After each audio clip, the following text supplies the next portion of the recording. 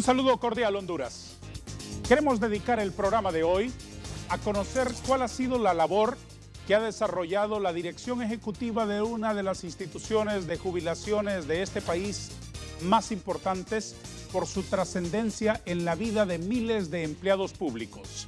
De tal manera que acogemos con agrado la visita en el estudio este domingo de la señora directora ejecutiva del Instituto de Jubilaciones y Pensiones de los Empleados Públicos. La abogada Marta Doblado tiene la gentileza de visitarnos hoy. Muchas gracias, abogada Doblado, por estar aquí con nosotros. Sea bienvenida. Gracias a usted, licenciado. Me siento muy honrada de estar en su programa.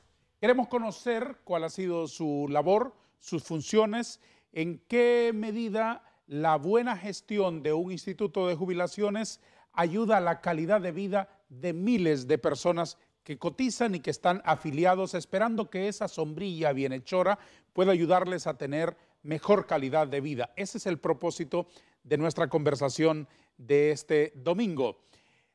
Además de conversar, yo quisiera que usted me permitiera elaborarle una caricatura aquí mientras platicamos. Con gusto. ¿Qué le parece? Con gusto, perfecto, mil gracias. ¿Quiere establecer alguna limitación antes de que yo empiece a deslizar mis manos libremente sobre este lienzo? No, la limitación únicamente es su arte y su creatividad, nada más. Más me compromete con ese piropo. Trataré de estar a la altura de sus expectativas. Yo voy a proceder con un boceto previo en grafito, luego en tintar y agregar un poco de color, si no fuera posible, en los márgenes del tiempo de nuestra plática. Algo más que una descripción de diccionario. En la vida real, ¿qué es un instituto de previsión? Bueno, usted lo dijo con su introducción, es bienestar. Y bienestar en la etapa más difícil de la vida, que es la vejez. Muchos decimos que la niñez es una etapa difícil, pero la verdad es que tenemos quien nos cuide. Pero no necesariamente cuando estamos en la vejez tenemos quien nos cuide y tenemos quien nos genere un ingreso para poder tener lo básico, como lo es la alimentación y los medicamentos. Entonces un instituto de previsión es eso, es bienestar. Por eso tenemos que cuidarlo, por eso tenemos que hacerlo mejor para asegurar el pago de las pensiones a perpetuidad, que significa desde que la persona se jubila hasta el día en que se muere. En el INJUPEN propiamente, ¿qué persiguen?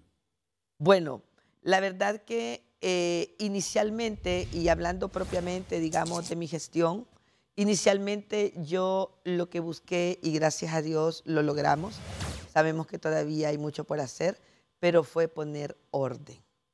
Porque es imposible que sin orden usted pueda tener un buen resultado. ¿A qué se refiere? Una buena gestión. Cuando me refiero a poner orden, me refiero al tema de fortalecimiento institucional. Yo creo que en nuestro país y en las instituciones públicas, uno de los problemas mayores es la debilidad institucional. Cuando hablo de debilidad institucional, estoy hablando de procesos, estoy hablando de controles internos, estoy hablando de sistemas de información, ¿sí?, para asegurar la integridad en el registro de todas las operaciones, evitar todo y cualquier tipo de fraude o prevenirlo sobre todo. Entonces, en el INJUPEN esa fue nuestra primera aspiración. ¿Cómo encontró usted el INJUPEN entonces? ¿Ha hecho un desorden? Fíjese que le voy a decir lo siguiente, le voy a poner un ejemplo. Nosotros ahorita, el 11 de octubre, hicimos el lanzamiento en vivo del sistema de información financiera, que lo llamamos el Core Financiero. Sí. Nosotros hicimos una licitación a través de las Naciones Unidas con una de sus agencias, que es UNOPS. La licitación la llevaron a ellos para asegurar mayor pertinencia, transparencia, y ganó una compañía canadiense que se llama Free Balance. Para que tenga idea, licenciado, el INJUPEN tenía más de 25 años de tener ese sistema informático sin que se hubiera hecho ninguna actualización del mismo. Y era un sistema que no era integrado. Eso se prestaba a mucho tipo de situaciones, como de hecho ocurrió. ¿Cómo se explica eso? En un sistema informático, a los 2 meses, si usted no lo mantiene, si no lo actualiza, A los 2 meses tiene una cosa rudimentaria y anticuada.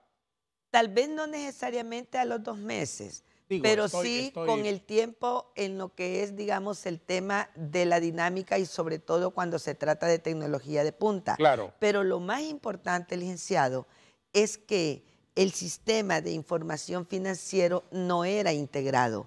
Es decir, no se hablaban entre sí las diferentes operaciones. Por ejemplo, usted podía hacer un pago en la tesorería de un reintegro de aportaciones, pero no estaba integrado con el módulo relacionado con esa parte de ingresos y con esa parte de aportaciones. Entonces, al no estar relacionados, eso se presta para fraudes. Definitivamente, la mayoría de las empresas tendrán mínimo unos 30 años todas de tener sistemas integrados. ¿Cuál fue su visión al asumir? Bueno, mi visión, como le dije, en primer lugar fue ordenar y darle al INJUPEN la fortaleza institucional a través de procesos que facilitaran las operaciones, que facilitaran los trámites de los participantes y que facilitaran el control y la integridad de las operaciones y de todos sus registros. ¿Cuánto de eso ha Porque alcanzado? esto es salvaguardar. Lo sé. ¿Entiende? Lo sé. Es ¿Cuánto dar de seguridad. eso ha alcanzado? Bueno, yo le diría, y espero en Dios, en el mes de diciembre, poder hacer el lanzamiento de lo que es la parte del core de negocios. El core de negocios incluye todo lo relacionado con el nuevo sistema informático para el manejo de los beneficios. De acuerdo con la ruta crítica, esperamos en diciembre. Hay veces que en este tipo de proyectos hay atrasos. Si usted me pregunta cuánto hemos alcanzado en cuanto a lo que nos propusimos, yo le podría decir que estamos a un 90%.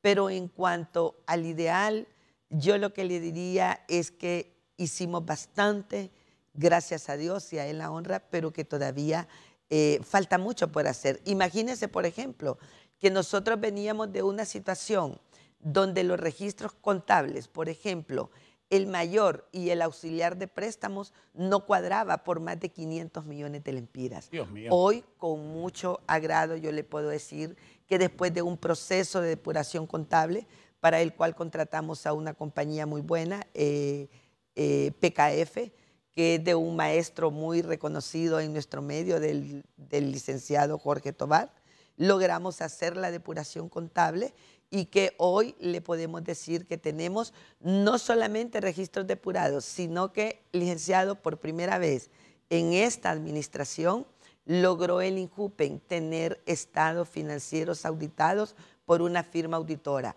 porque antes declaraban al INJUPEN inauditable. Y le digo, a partir del año pasado, los estados financieros nuestros apenas tienen dictamen con poquísimas salvedades que esperamos este año, ¿verdad?, con el cierre contable que hagamos y con todas las subsanaciones, poder tener estados financieros sin salvedades, como dicen técnicamente los contadores. Vamos a lo concreto.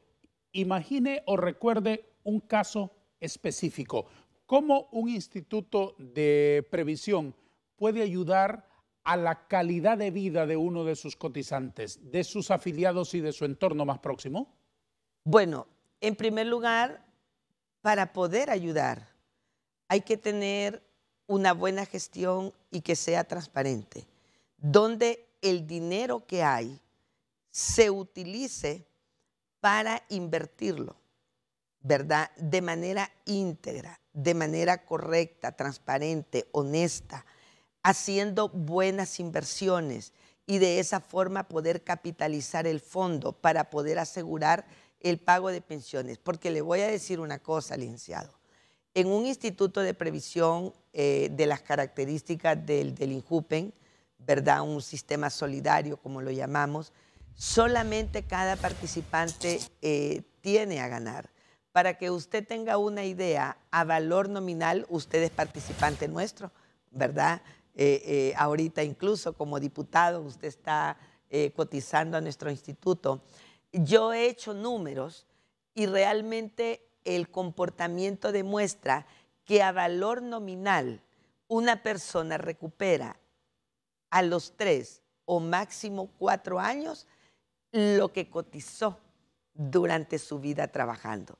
Entonces imagínense, por ejemplo, mi madre tiene, gracias a Dios, 95 años. Qué lindo. Si fuera jubilada y se hubiera jubilado a los 60, tendría 35 años de estar recibiendo una jubilación. Entonces definitivamente es necesario... Sin individualizar, pero ¿hay casos así? ¿Hay casos de jubilados que tienen varias décadas? Claro. En el INJUPEN tenemos una gran cantidad de jubilados arriba de los 85 años. Y fíjese que la pregunta que usted hace es bien importante, porque en estos momentos hay muchos retos.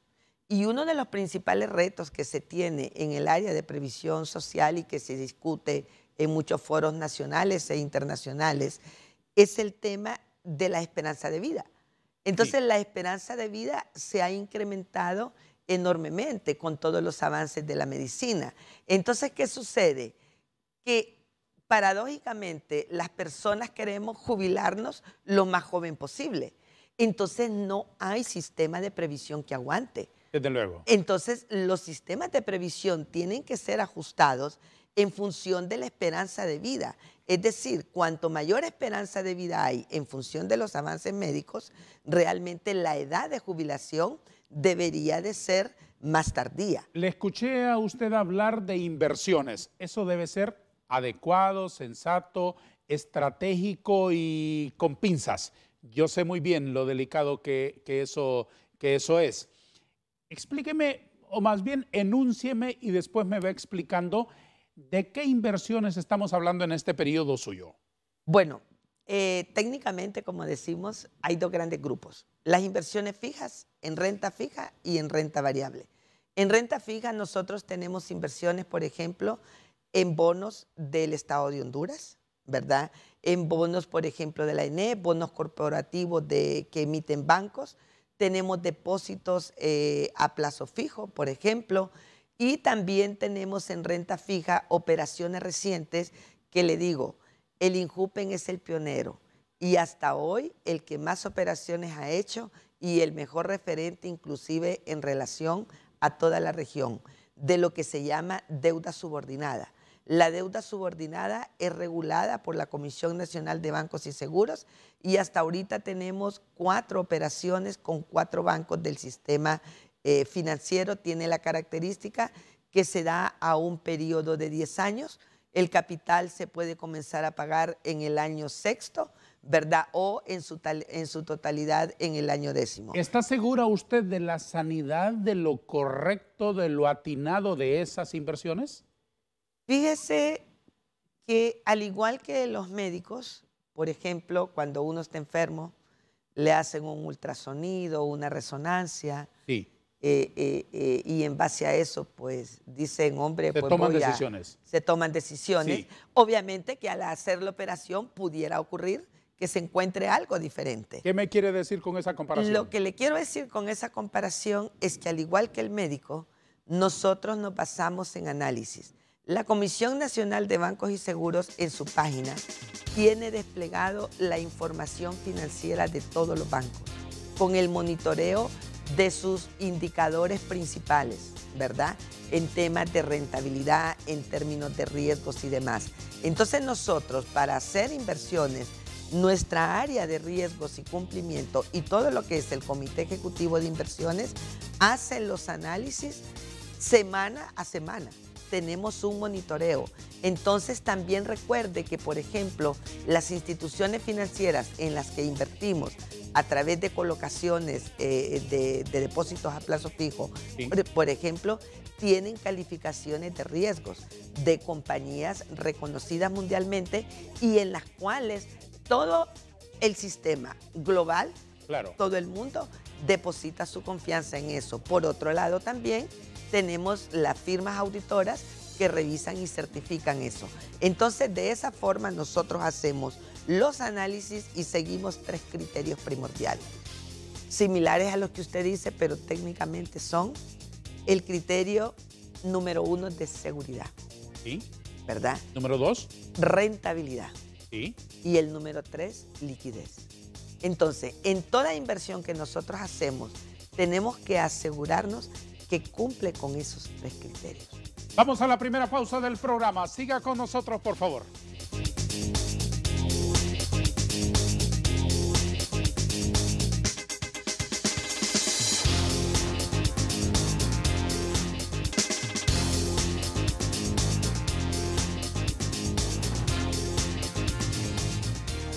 Abogada Marta Doblado, ¿cómo y con quiénes se decide hacer las inversiones que hace el INJUPEN? Bueno, eso importante también, ¿verdad? Para que el público sepa, sobre todo nuestros participantes, comenzando ¿Sí? por usted. Existe lo que se llama a nivel de las instituciones, a nivel de empresas, los gobiernos corporativos. Sí. Los gobiernos corporativos es el tema de reglas claras. Y en ese sentido, importante reconocer la labor de la Comisión de Bancos y Seguros como ente normador.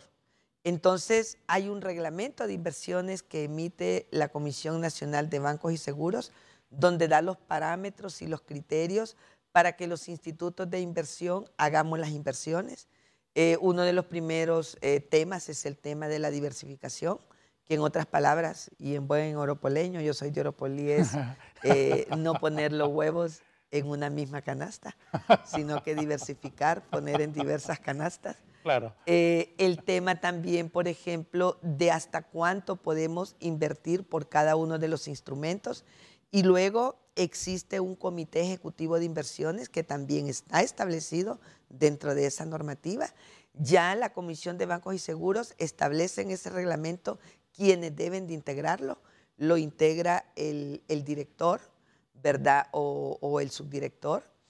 Lo integra el jefe de actuaría, el gerente financiero, el gerente de planificación, el gerente de presupuesto, y están como observadores en cada comité los jefes de las áreas de riesgo y cumplimiento y del área de auditoría interna. Otro punto importante, los comités de inversiones son grabados. De cada comité se levantan actas y las resoluciones o decisiones tomadas a lo interno pueden ser por mayoría, pero normalmente, y le digo con mucha satisfacción, en el INJUPEN, en mi gestión hasta ahorita, todas las decisiones las hemos tomado por unanimidad. Y eso es bueno, ¿verdad? Porque claro, significa que coincidimos, desde luego, ¿verdad? Porque compartimos un objetivo, que el objetivo primordial, le voy a decir cuál es, y yo siempre le digo a mi gente, el interés de la mayoría está por encima del de las minorías. Es decir, nuestro interés es el interés de los participantes, desde luego, que son aproximadamente 50,000. Jubilados, que son aproximadamente 20,000. Entonces, el interés de esos es lo que prima y es el orientador en nuestras decisiones. De manera que el INJUPEN abraza con sus beneficios a unas 70,000 personas. Sí, definitivamente. Participantes activos, ¿verdad? Tenemos aproximadamente 50,000. Y jubilados y pensionados por invalidez andamos alrededor de las 20,000 personas. Quiero preguntarle algo. ¿Al INJUPEN solamente pueden cotizar empleados públicos exclusivamente? Así es, correcto. Acuérdese que el INJUPEN se regula también por una ley y en esa ley está establecido de que son participantes del INJUPEN los funcionarios y empleados públicos. Entonces, no solamente del gobierno central, de instituciones autónomas también. Funcionarios y empleados públicos. Eso incluye entidades de gobierno central, desconcentradas, descentralizadas, y también incluye órganos como el Congreso Nacional, la Corte Suprema de Justicia, el Tribunal Superior de Cuentas y también la Fiscalía. Entonces, en la propia ley está, igual que, por ejemplo, en la ley del INPREMA, ¿verdad? Dice que los que cotizan ahí son los maestros. Desde luego. Explíqueme la decisión técnica que se toma en la ley del INJUPEN para poder establecer las cotizaciones. ¿Cómo se establecen las cotizaciones de los participantes? ¿Cuál es el criterio para calcular o la tabla que ustedes usan para calcular la cotización de cada uno? Bueno, esos son, y a nivel mundial así ocurre, se hacen estudios actuariales. Entonces, normalmente lo primero que se hace dentro de esos estudios actuariales es, en primer lugar, considerar cuál va a ser la estructura de beneficios que va a existir. En ese sentido, déjeme decirle, Lee, que es bien importante, de que, como decimos también en buen hondureño, no es un tema de inventar el agua hervida. Sí. Hay organismos como la OIT, Sí. ¿verdad?, que es la Organización Internacional del Trabajo, que tiene convenios, y que esos convenios son de aplicabilidad en la mayoría, si no en todos los países del mundo. Está el convenio 102 de la OIT. Sí. En el convenio 102 están los que son los criterios básicos para esa estructura de beneficios. Por ejemplo, establece que deben de haber pensiones por vejez, es decir, lo que nosotros llamamos la jubilación. Habla de pensiones por invalidez, nosotros las tenemos. Y habla también de algo que no existía en el INJUPEN y que existe desde el 13 de mayo del 2014, con una reforma que se hizo a la ley y que está en el convenio 102 de la OIT como parámetros mínimos que deben de existir, lo que son las pensiones por sobrevivencia. Las pensiones por sobrevivencia son la pensión por viudez para el cónyuge, ¿verdad?, en el caso de que el beneficiario muera. Están las pensiones por orfandad para los hijos menores de 18 años o de hasta 25 años si estudian. Y también están dentro de esas pensiones otro grupo que son las pensiones por ascendencia, pero esas pensiones por ascendencia solamente se otorgan en el caso de que el beneficiario del INJUPEN no genere pensión por sobrevivencia, es decir, para el cónyuge, viudo o viuda, o para el huérfano. Respóndame algunas palabras que nosotros usualmente les escuchamos a ustedes y no entendemos claramente los conceptos. ¿Cuáles son las pensiones no contributivas? Las pensiones no contributivas tienen que ver justamente cuando no hay un esquema de financiamiento para otorgarlas.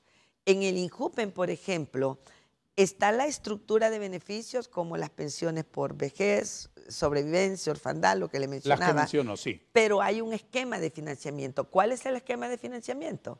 La cotización que usted paga, claro, el porcentaje sobre su sueldo, claro, y está lo que pague el patrono. Claro. Entonces, esos son esquemas contributivos. Los esquemas no contributivos son aquellos donde las personas son beneficiarias o de una pensión o de tipo un bono, pero que no han contribuido de manera directa para obtenerlo, sino que se supone que hace parte de lo que son las políticas públicas de un país, ¿verdad? Y que al final se alimentan de los impuestos que usted paga, que yo pago y que todos pagamos. Otro concepto, ¿qué es una enfermedad profesional? Una enfermedad profesional es aquella que es devenida de el trabajo que usted ejecuta. Le voy a poner un ejemplo claro, y fíjese que la previsión también lo contempla y el convenio 102 de la OIT. Por ejemplo, en el caso del área de la salud, la exposición a riesgos.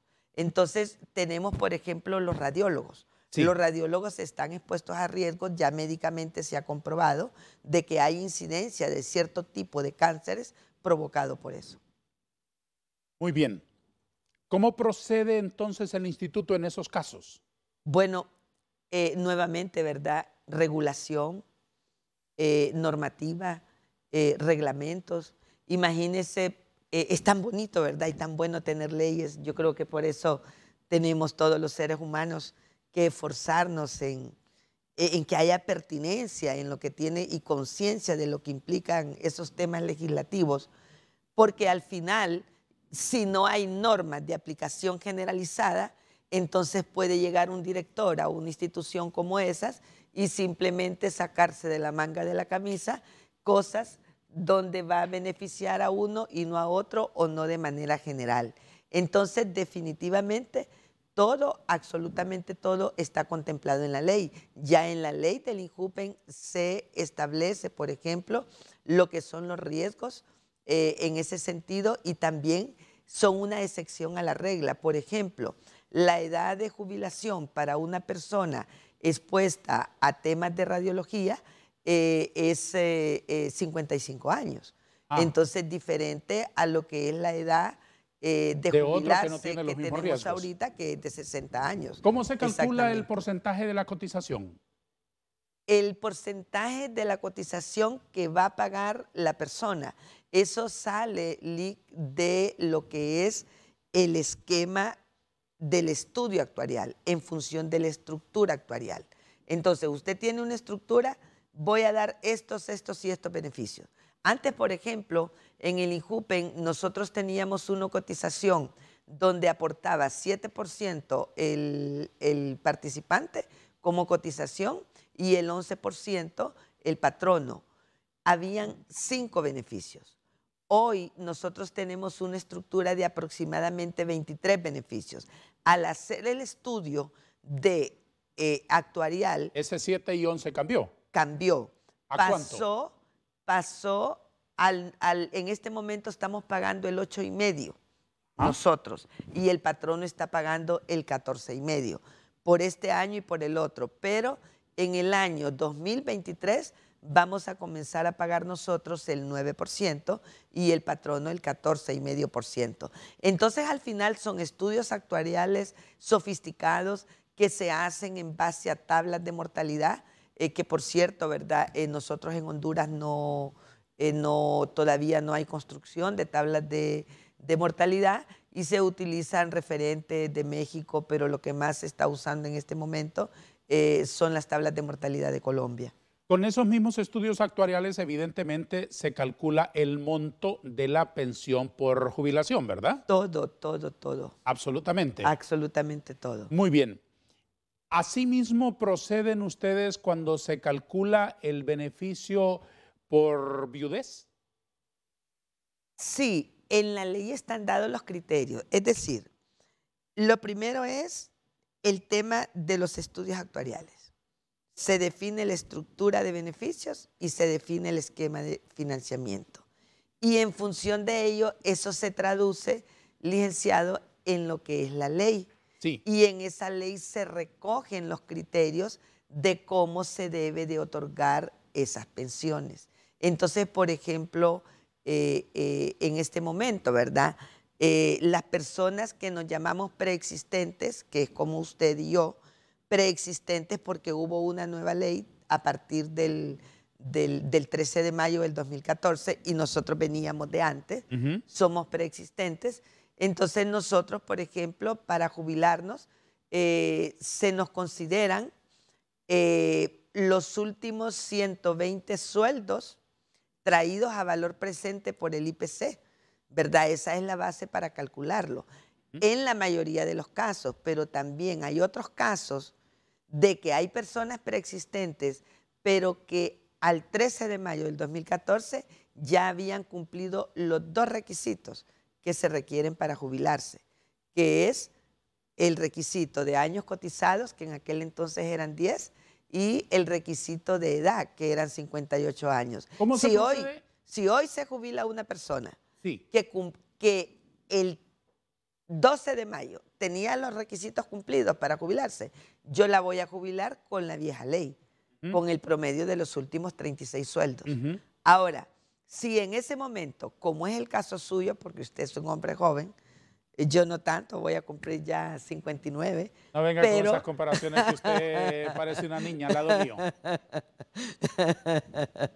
Gracias, pero en el caso mío no había cumplido los requisitos. Entonces, cuando me jubile, que me tocará, Dios mediante el otro año, entonces se me aplica la regla de los últimos 150 sueldos. Y aquí quiero anunciar algo.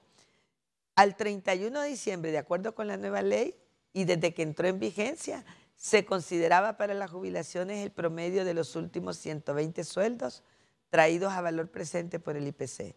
Pero la ley tiene un artículo donde incluyó una gradualidad, estableciendo que a partir del 1 de enero del 2022 se considerará el promedio no de los 120 sueldos, sino que de 150 sueldos, ¿verdad? Vamos a una pausa. Tiene la palabra nuestros patrocinadores.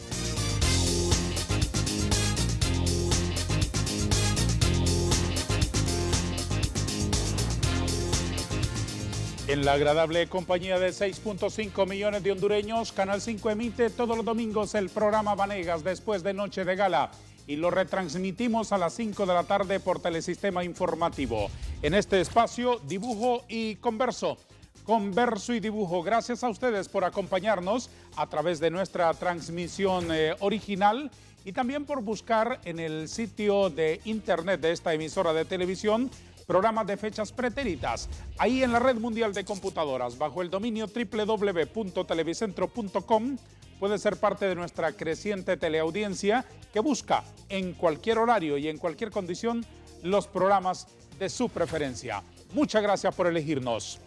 Estoy avanzando bastante en el dibujo abogado doblado. Espero que su opinión sea favorable para este obsequio de este dibujo humorístico, de esta interpretación artística, de su personalidad, de su trabajo y de su presencia hoy con nosotros. Obviamente me faltan algunos detalles para tratar de embellecer este trabajo. Gracias, y sepa que ocupará un lugar especial, no solamente en mi casa, sino que en mi corazón. Cosa que yo agradezco muchísimo. Muchísimas gracias por eso. En el caso de que un participante que esté cotizando al INJUPEM pierda la vida, ¿cómo proceden ustedes con su familia? Bueno, un participante trabajando, un participante activo, genera en primer lugar lo que tiene que ver con los gastos fúnebres. Déjeme decirlo que eso en la vieja ley no estaba. Se le daban solamente a los jubilados 5.000 empiras, pero realmente qué importante es el tema de asegurar la dignidad del ser humano hasta el momento de su muerte. Claro. Y eso pues ya la ley del INJUPEM lo prevé. Además de eso, el participante estaría generando lo que son las pensiones por sobrevivencia.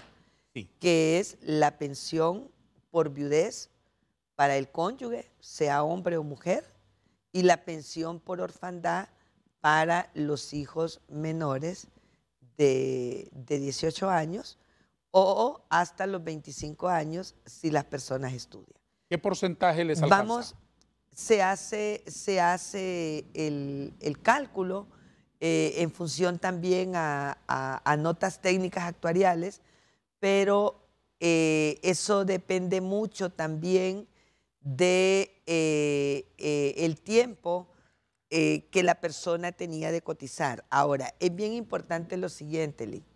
Vamos a suponer el caso de que no haya cónyuge o que no hayan hijos, descendientes. Entonces viene y que ya la ley lo establece, que es las pensiones por ascendencia, que son para el padre y para la madre. Y vea cómo todo se alinea en términos legales, no solamente con el convenio 102 de la OIT, sino que también no olvidemos el Código de la Familia en Honduras, ¿verdad? Que el Código de la Familia le da pues una protección especial a los padres, ¿verdad? Sobre todo pues en edad avanzada, justamente para asegurar pues de que los hijos puedan, como dicen, ver por ellos. ¿Hay alguna alteración en el caso de que el viudo o la viuda del participante, mientras está recibiendo el beneficio de aquella persona que falleció, también reciba una pensión de otra institución, por un lado? Y le dejo la otra pregunta de una vez para que nos la explique. Si ese viudo beneficiado se casa, ¿qué ocurre? Bueno,